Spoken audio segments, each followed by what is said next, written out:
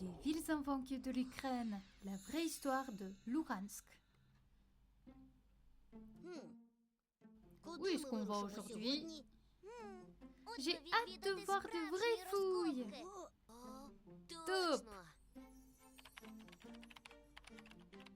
La terre de Louhansk est riche non seulement en ressources minérales, mais aussi en de véritables découvertes archéologiques.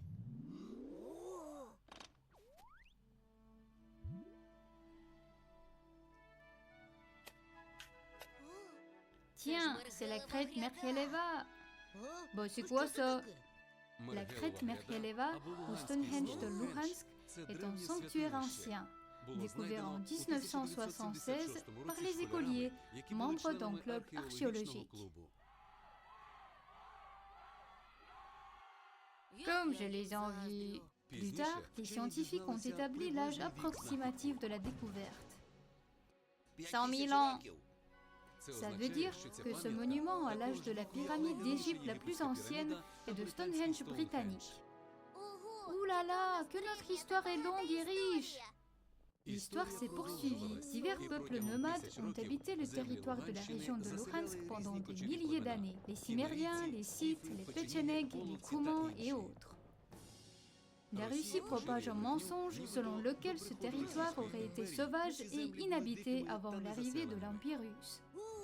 En réalité, c'est depuis le XVIe siècle que les Cosaques ont commencé à y bâtir des cabanes d'hiver, où demeuraient leurs femmes et leurs enfants.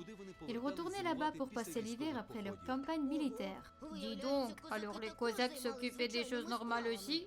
Ce sont ces anciennes cabanes d'hiver qui ont donné le jour à l'actuel Louhansk et à beaucoup d'autres villes de la région.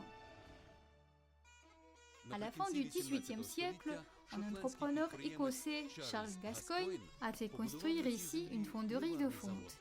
Qu'est-ce que c'est qu'une fonderie? Ça veut dire que l'on fondait ici différents produits métalliques.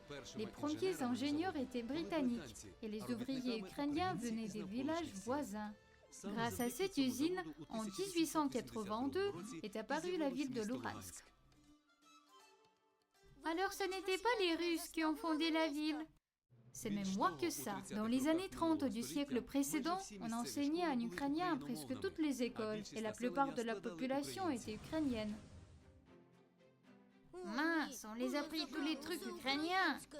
Pendant des centaines d'années, la Russie a tenté de supprimer la langue et la culture ukrainienne et a réinstallé les Russes dans la région de Louhansk. Tout ça pour que tout le monde croie le mensonge sur un Louhansk russe. Mais non, on ne l'a pas cru.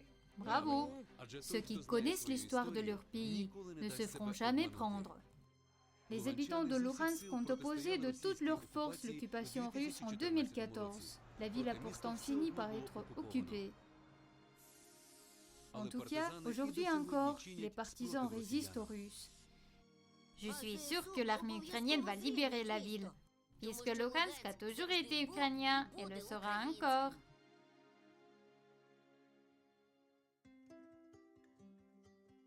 On a vu aujourd'hui un monument qui est plus ancien que les pyramides d'Égypte et Stonehenge. On a visité des villages cosaques qui ont donné naissance à l'actuel Louhansk.